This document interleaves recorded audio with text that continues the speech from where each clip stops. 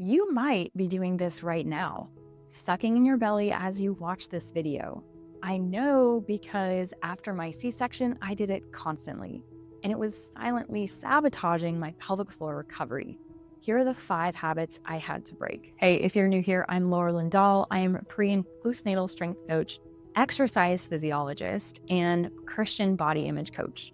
And I help active Christian moms go from exhausted to energized, so that they can end the day with strength, peace, and presence.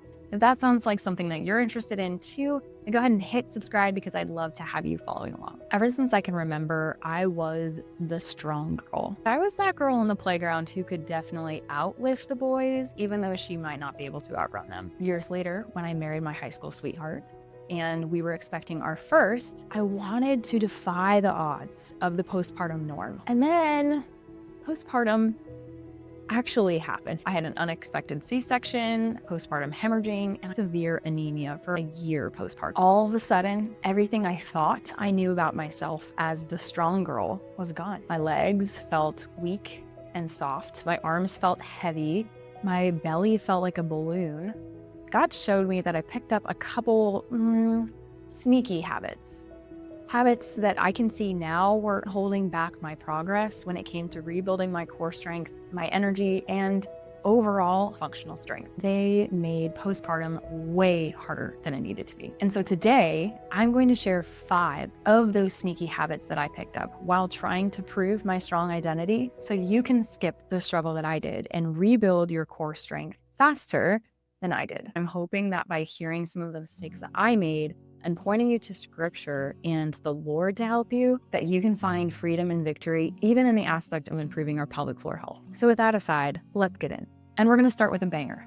One I think many women would probably find themselves doing, and that is sucking in. You know that little pull in with your stomach you do when you walk past a mirror, take a picture, talk to somebody important? Well, I do it too. And in the first year postpartum, I found myself doing it a heck of a lot more because I was really self-conscious about my stomach and how it had not gone back to its perfectly flat, pre-baby shape. And this is coming from me as a Christian body image coach who knows better. But by the grace of God, he showed me watching my child breathe perfectly from his belly, letting his belly be big and floppy and soft to take really good breaths. I thought to myself, why can't I have that freedom too? So from that point on, I started to let myself just breathe from my belly. And how does this pertain to our core and pelvic floor? Well, when you hold your breath all of the time to suck in your belly, you're creating extra tension on your pelvic floor and shortening your abdominal muscles so that it's really hard for you to take a full, deep belly breath. And why that's important for our pelvic floor is because when we take those deep belly breaths, our pelvic floor relaxes and can contract fully, which means a really good, strong, and effective contraction of our pelvic floor and deep abdominal muscles, which is a foundation to get our core strength and functional capacity back after having a baby. So take a lesson from your baby. Breathe deeply and slowly into your belly. And remember, no one is judging you likely as much as you are judging you. And that judgment is definitely not coming from our Father. Romans 8:1 says this, "There is therefore now no condemnation to those who are in Christ Jesus." And this is coming after Paul having a 16-verse rant about how he doesn't do the things that he knows that he should do, even in simple things like breathing into our belly because we feel self-conscious about what other people think of us. So God's gift to you is to enjoy the freedom of being able to breathe deeply and slowly into your belly. A quick cue to help you do that is to imagine that your pelvic floor is a bowl. As you take a deep breath, imagine filling the full bottom of that bowl from front to back and side to side. That way you breathe deeply into your belly, you let it relax, and you're not holding constant tension. The second sneaky habit I found myself doing was the just wing it mentality. Why do we do this? I think as women, just throw it to the wind and try to do something, hoping that it's better than nothing. I think a lot of us are in survival mode. And so we feel like we don't have the time to make a plan. But because we don't make a plan, we feel unsure about what to do. And then we don't do it consistently enough to see results. So we can start to believe that we are inherently not capable anymore of gaining strength or seeing improvement in our pelvic floor and in our core strength. And as a result, we feel really defeated. So that's why I created the 3-day core reset. I took everything I knew about pelvic floor, integrating core strength, and I put it together in a 3-day reset plan that will guide you through the exact process of assessing diastasis recti and then giving you some very specific exercises to help coordinate your core strength with your breath and learn to integrate your core into day-to-day movements that make training feel strong.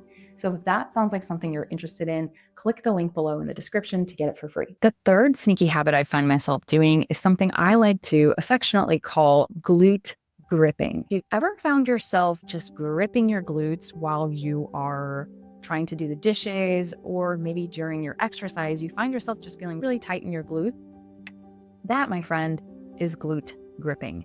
And it's your pelvic floor screaming for help. The reason our glutes tighten up while we're doing simple things like doing the laundry or standing by the sink is because our core doesn't have the stability that it needs to hold us up. And so instead of relying on the web of small muscles, your body relies on those two really big glute muscles to stabilize your pelvis. So what's the fix? Strengthening your pelvic floor. Instead of gripping your glutes, reset, shake out your hips if you need to, and focus on gently pulling your belly button up and in. The fourth sneaky habit is mindlessness. Doing exercises, doing workouts just to check it off the box, but not actually being mindful of the muscles that should be working. I've been focusing on before any exercise is to contract my core gently and find a gentle core brace by doing two things. First is zipping my belly button up and in, and second is cinching it in from the sides. Those two cues brace my core before I do any type of exercise, whether that is a bench press, deadlift, squat, heck, even picking up my toddler. So instead of going throughout your exercises mindlessly just to get it done, focus on intentionally bracing your core for each exercise, and I guarantee you'll start to feel your core working more naturally and supporting you in movement. And maybe your exercises will feel even lighter because your core is engaged and helping to stabilize you. The fifth and final sneaky habit is tailbone tucking. Now, here's what tailbone tucking looks like. When you're sitting down in a chair, if you find yourself tucking your tailbone like your butt is underneath you and not sitting back behind you, you have now entered the realm of tailbone tucking. When we tuck our tailbone, we shorten all of the muscles of our pelvic floor and reduce the activation of our core in a sitting position. That means over time, our core isn't working to support us in a seated position, and we can stretch out muscles of our back that we actually want to get stronger. So whenever you go to sit down in a chair, imagine that as you sit down, you send your butt bone back behind you to sit down to the chair with your butt back not tucked under.